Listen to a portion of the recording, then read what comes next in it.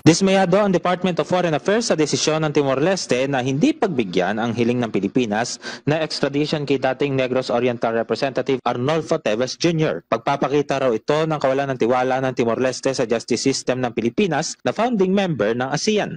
Sinabi rin ng DFA na kasama pa naman ang bansa sa nagpahayag na suporta na mapabilang ang Timor-Leste sa ASEAN. Naunang sinabi ni Justice Secretary Jesus Crispin Remulla na malalagay sa alanganin ang aplikasyon ng Timor-Leste para maging kasapi ng ASEAN. Sinabi rin ng kalihim na plano ng Pilipinas na maghain ng motion for reconsideration para ma-extradite pabalik ng Pilipinas si Teves. Si Teves ang tinuturong utak sa pagpatay kay Negros Oriental Governor Roel Degamo.